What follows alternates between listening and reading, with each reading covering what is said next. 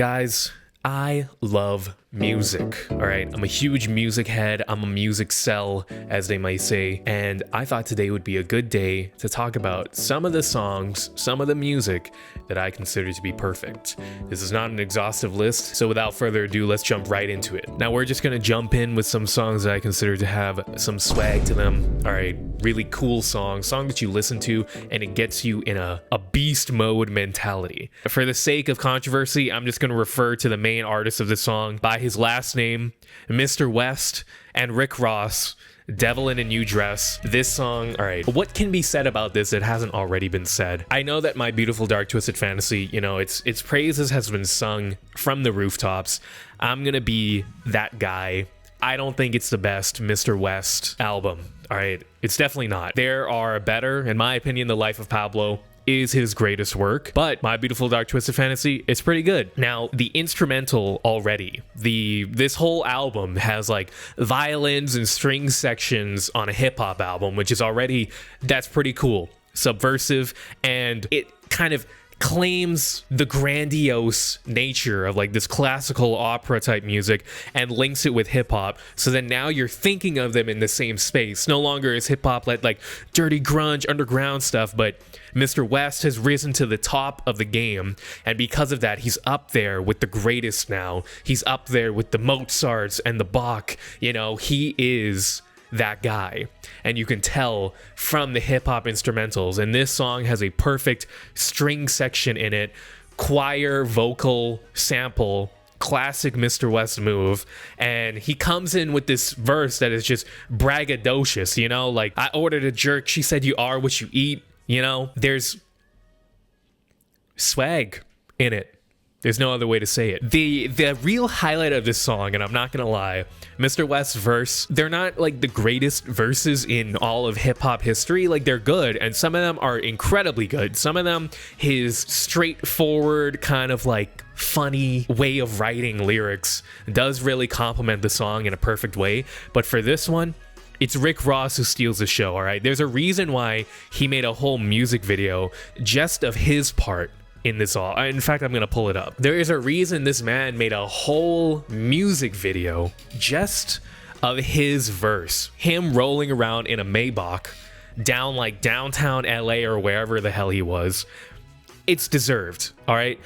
His entire verse, the build up to it, how it like goes into like this electric guitar type part, like it like adds this level of like you are coming up to this classical sound that has been revered, you know, for centuries as like this is the top of music, and you add in the rock punk sound of a blaring electric guitar, and Rick Ross then just comes in when this beat is just like, it's like the end part. This is like the ride, the sunset ride.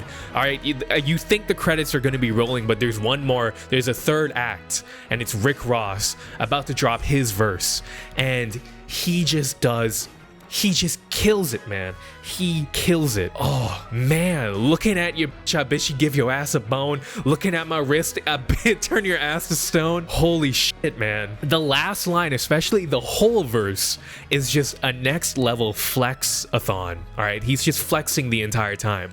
But what makes it even the greatest part is the ending. His last line. I'm making love to the angel of death. Catching feelings, never stumble, retracing my steps. And then it just like ends, it rides out electric guitar, and he's got that ad-lib where he's like, you know, he's just, it's a next level, man. It's next level. This song is perfect in every single way, and it's only like that because of Rick Ross. He deserves his flowers for this song, all right? This is something where you can retire. You can stop doing music entirely. Like, you know how Chance the Rapper in the song Ultralight Beam, he said, like, I met Kanye West, I'm never going to fail. He thought he was Rick Ross, all right? Because Rick Ross met Kanye West, and he is never going to fail, all right? Because he did this. Oh my God. Did such a good job. Now, our last song to wrap up this rap swag and...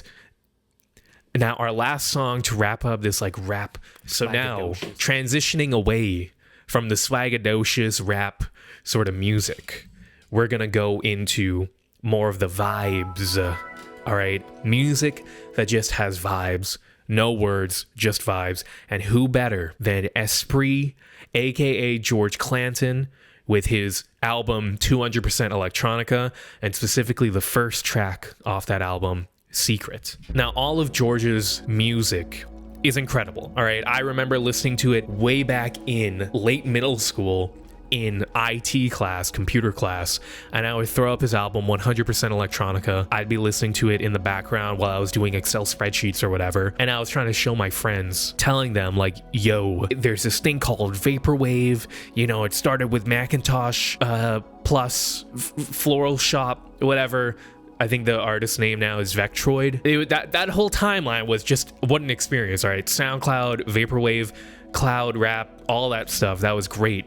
And I feel like this song and this album perfected what Vaporwave would be. If you wanted to get a better understanding of what I meant by like, oh, I really like songs that bring you into another world just with sound alone, songs that like can paint a picture through audio, this entire album, much less this first track, is the perfect example of it. I can't think of anything else. You're just immediately brought in with like these vaporwave synth sounds and a drum beat that's like, it feels like an alternate dimension, man. It feels like you enter a PS1, PS2 era video game, Y2K aesthetics, but like liminal space. All right, I'm just throwing out a lot of buzzwords, as much buzzwords as I can, but this song, amazing. For electronic music, for vaporwave, for anything, just music in general. Amazing song. I can't sing George Clanton / ESPRIT's praises enough. 200% Electronica. This is a perfect album, perfect song. If you want to jump into another world, just listen to this thing from start to finish. You will not be disappointed. As a side tangent, George Clanton, all right, he makes amazing music too. And on Slide, the first track, he knows how to do a first track, man. Livin' Loose, oh my God, this song. From the very start, from the get-go, you were just like, I don't know how he picks his synths, his sounds. Whatever he does, he needs to just keep doing what he's doing, because this sounds incredible. And if you wanted a example for the best intro song to an album ever, you gotta listen to this one. Livin' Loose, the build-up to the beat dropping, and then the first lyrics alone. Can we take the long way home? There is just an entire, you can make an entire book off of the vibes that one lyric alone inspires. Can we take the long way home? Like, you only take the long way home. First of all, you're thinking car ride back from something good, all right? Because you only want to take the long way home if you don't want the day to end. And usually the long way home is the scenic route, all right? So you're taking the scenic route, you don't want this day to end, and you're also asking it, you're like, can we please? Because everyone is living in that moment, but for you to make the request to ask, can we take the long way home, that's you recognizing that the moment's gonna end, and that the moment is amazing. But everyone around you doesn't really realize it except for you. So there's like a cut of almost like a sadness to it, but you know, like the song almost answers with a resounding yes. Yes, we can take the long way home. And that is what the whole album is. Oh my God, man. I can't get enough of it. Holy moly. Oh, it's goosebumps even just thinking about it. Anyway, that's my side tangent of George Clanton music in general. Listen to it if you haven't. Incredible, incredible artist. And the fact that this song is able to capture the vibe of taking the long way home after an amazing day, all right, that I don't know how it did that. Damn. Now, next song, probably the last song I'll talk about for electronic music. All right, how can we talk about music that captures vibes without mentioning Aphex Twin and his song Xtal, which I think is supposed to be pronounced crystal? This song, when you're listening to this song, I'll just say a couple of words and try to tell me that this song does not already just paint that in your head. All right, high exposure, nighttime, low frame rate, city lights flashing by, driving, that is what this song is, man. It's like a underground, like the thumping drums just like reminds you of like a, you know, underground Euro rave type of thing. But there's something about the sound. It is crystally. The high vocal sample of like the whatever that is. I don't know how the frick he found that, but it's awesome. It is just, oh man. It's electronic music like this that really got me in to music in the first place, that got me into creating music, and that got me obsessed with capturing vibes, because I was always so enamored by how music that didn't have any words, didn't have any lyrics, you know, it's not like poetry where like it's very obvious that they can just describe a feeling and then you can relate to it. There's something else about just with no words being able to communicate feelings, emotions, vibes, building a world, painting a picture with just sounds that was so amazing to me. It's songs like this, artists like this, that remind me of why I really got into music in the first place. And there's something about electronic music that's way more inviting. Like, you don't need to be good at singing, you don't need a microphone, all you need is like a computer and then like a pirated version of like, you know, FL Studio, Logic Pro, and that's pretty much all you need, and then you can start making stuff like that. So there was something so inviting about that, something so welcoming about it, and something that was just so attractive about electronic music and just being able to just express yourself with just, you know, a computer, the same computer that you go online with, that you doom scroll with. You can create something so beautiful from it, and I thought that was always so amazing. And you didn't need to take vocal classes, you didn't need to learn how to play an instrument. All right, you just need the piano roll and just some creativity and maybe a couple samples, and that's really it. Yeah, listening to songs like this just take me back to that, and also just take me to another world. I love music like this. Now, speaking of that, to transition from the more vibey, electronic, no sounds ones into the genuinely beautiful or moving songs, which all of these songs that I've talked about are genuinely beautiful and moving, but in the more classical, traditional sense of genuinely beautiful and moving. The first thing, I actually don't know if they'll have it on YouTube. Oh, it's the first thing that pops up. Yes, this. All right, now for context, this is a gospel song, and I did grow up going to a Christian school, non-denominational. This is probably the best part about going to a Christian school that I've taken away and synthesized with my life. This song, there is something, if you haven't listened to like gospel music that isn't like, you know, cowboy rancher with an acoustic guitar singing like, I love you, Jesus. If you haven't listened to any gospel music that isn't like that, you don't really understand the power of what a gospel song can have, because there's a lot of power in music in general, right? Like I've been saying for this entire video so far, music makes you feel something. It takes you to another world, and to combine the power, to utilize the power of music as like a tool to bring you to another world and express an emotion on a deeper level than like just pure poetry or didactic, you know, textbook words or anything like that. To utilize that tool to take you closer and to bring you more intimately to a spiritual realm, to bring you closer to, you know, the God that you're worshiping, that brings you meaning in the world. That is the most powerful use of music. If you've never listened to gospel music, there's something about like, I don't even have enough music theory knowledge to be able to talk about it with like any sort of like, you know, objective or sensical way. All right, I'm just gonna use like vibey words, but the choice of chords that they use, like the chord progressions, there's such a call and response type relationship to gospel music, not just in like the singers where they're like hallelujah and then the audience says hallelujah, that kind of thing, but also just in the chord choices alone.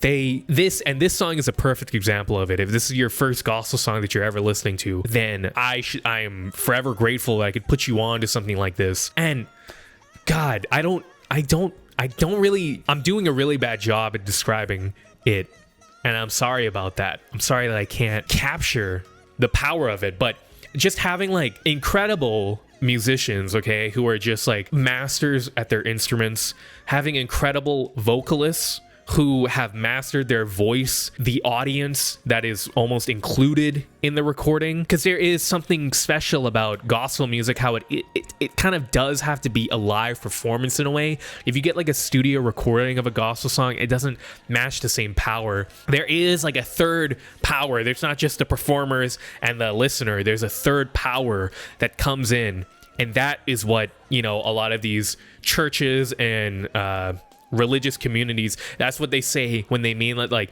I could feel the Spirit enter the room. I could feel the Holy Spirit enter the room. Whatever your religious backgrounds may be, whether you're theistic, atheistic, or agnostic, doesn't matter. That third thing does exist, and you do feel it when you're in a room like this, when you're in a church that plays incredible gospel music like this.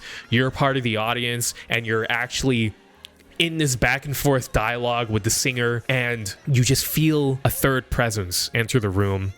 Call it vibes, call it the universe, call it goodness, whatever you want to call it.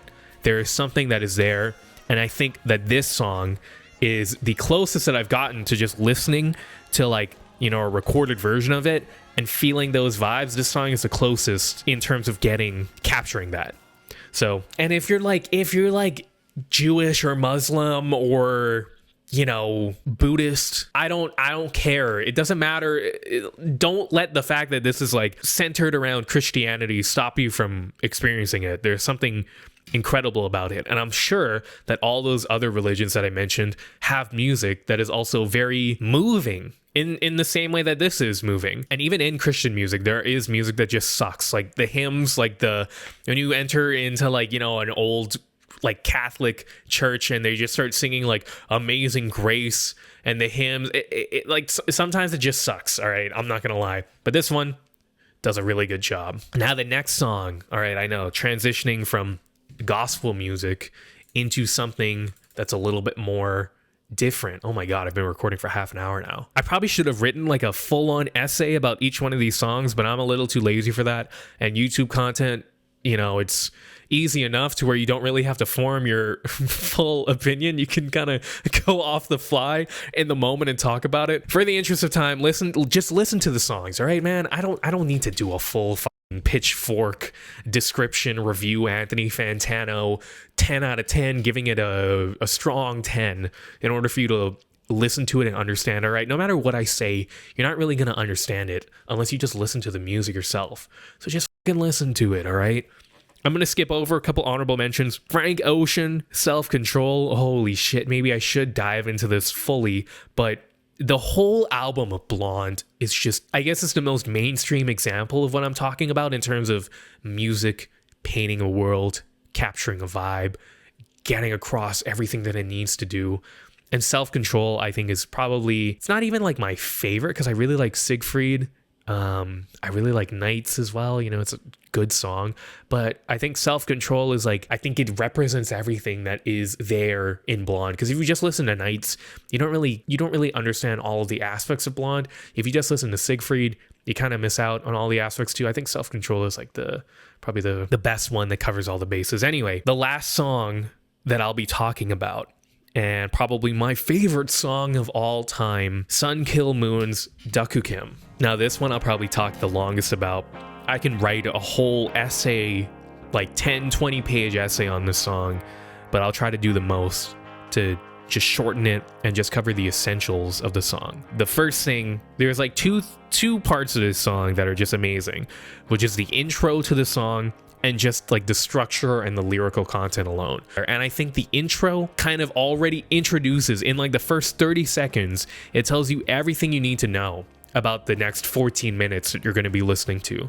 And that is just one guitar just kind of doing its best, crying out into the void. Like you hear it in your, you know, right ear with your headphones, and it's almost like leaking into like the left and central side of the sound, but it's not quite there.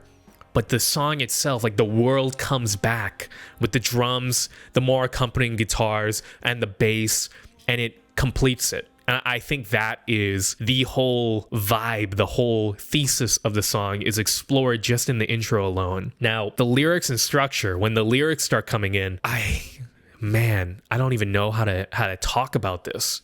But really, with the lyrics, you just have to read them. Just read them, or actually read them after you listen to the song. Listen to the song first. You're not going to pick up on everything. But afterwards, listen to the song and read it at the same time, and you'll understand what I'm talking about. The whole song is like written with like sad, mellow kind of vibes, right? But the first part of the song, the lyrics describes this typhoon that's just like, you know, a bringer of kind of destruction, like a natural disaster. You can't really control it. Nothing good comes out of it, right? But the singer starts singing about how this typhoon keeps them inside, keeps him and his lover inside together. And the line, around you now, I can't sleep no more, baby. Oh man, I'd rather leave this world forever, baby, than let life go the way it's going. Ooh, all of it. There's a bleakness that is immediately described in the world that is just true. The world is just a bleak place. But at the same time, the singer is showing how this, as much as the world has bleak things, there's something beautiful that is given by the world too, and that's love. And that is the love that he has with the other person in this song that he sings about. And what's even more beautiful is that he's trying so hard to like have this love and keep it, but there's something about the world, it's always just pulling that love away.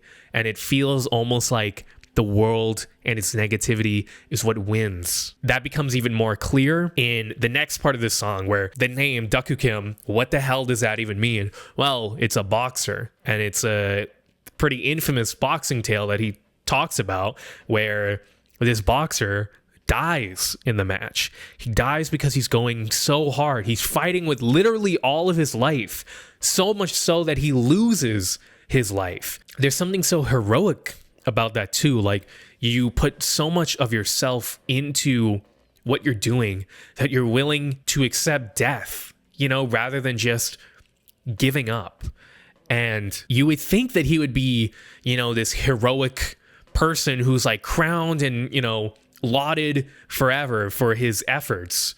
You would think that he would be repaid that. But the singer sings, and the angel who looked upon him, she never came down. You never know what day is going to pick you. And sometimes that's what life is. That's it. You put your hardest into the fight, so much so that you sacrifice everything. And sometimes you don't even get your flowers at the end of it. And you might think that the song is just like completely nihilistic from this point on. Like, okay, like there's nothing fucking good in the world, right? Because the next, from the rest of this point onwards, the song, the lyrics are just, come to me once more, my love, show me love I've never known. And that's basically what the rest of the song is. And you think like, holy shit, this is so negative. But the beauty of it comes from the song itself. Like, the instrumentation is so beautiful and otherworldly that it almost, that is the reward, you know, that is the good that actually exists from the world. Everything that's being described in the lyrics is so negative, but you don't get that feeling that it's just entirely negative, because the sound itself, there's something good and joyous and positive that it's bringing forward, and that is the goodness that exists. It's kind of hard to describe, but like with the boxing, right? The boxer Duk Koo Kim, who just dies in the battlefield, you know, dies during the fight, giving his all. You know, from his perspective, his life, it's like he might have gotten a lot of satisfaction from that, but that's it. That's the end of his life. That doesn't seem like it's like a good ending, happy ending. But the goodness and the, in a way, happiness, but I don't want to use the word happiness, but the goodness that comes from that is like the story itself being used. Oh, I really don't know how to, I really should put more formally my thought. Like I should be thinking this over. This should have taken me like, I should have written about this for like a week to really capture what I'm trying to say about it. But oh, just listen to it. Just listen to the song and you'll understand what I mean. Because this song, I think, speaks to something so much more fundamental about the human experience. Because the world seems so bleak and so negative so much of the time, all right? There are things that happen in the world that you don't understand why it's happening, and you don't think it should be happening, and you think it's stupid as fuck that it's happening, and there's no good that comes from it. There's nothing good that comes from it, but the goodness is like what you create from it. Like this song itself, the creation of it, the whole harmony of all of the components, that is the goodness that comes from it. And you just, oh my god, you really hear that? Holy shit. Wow. And like the last, like what, god, from 9 minutes onwards, oh, like the last 5 minutes of the song are just like, holy shit. Oh my god. Yeah, this song is really moving. It's a lot. It's really moving. Super powerful. It is probably like it's my favorite song of all time. It's like the greatest. Oh my god, it's like the greatest song ever made. There's just, I don't know. It's a song that just shows the good and the bad in life, and how ultimately we can take all of that and create something that's like so transcendently good from it. And as a caveat, I don't think when someone makes a song like this, like I don't think that Kil Moon, Mark Kolajek, fuck, I forget how to pronounce his last name, but the artist Kil Moon, this isn't something, I don't think he like consciously thought about, like, oh, the intro, it's got to be like one guitar that's like panned to the right to like represent this, and then everything else comes in to represent this. I don't think that's how this song came together. But I think to make something that's this good, this powerful, this moving, it's all intuition. It's all somewhere deep inside of here, right? Our minds are like, if you want to view it in like a really tech bro kind of way, like our mind is like the ultimate computer of the universe that processes everything that it gets, and all the outputs that come from it are so uniquely full of life. Yeah, that is what's so special. So you can't make something like this if you can't do like a story where it's like supposed to be sad and melodramatic, and then you write in that the curtains are blue because you want to bring the blue vibe, the sad vibes in. No, it's more like you build up an intuition to where your mind creates the world of sadness, and naturally embedded into that world that your mind creates are blue curtains. And so when you're writing that story, the curtains are just blue, because that is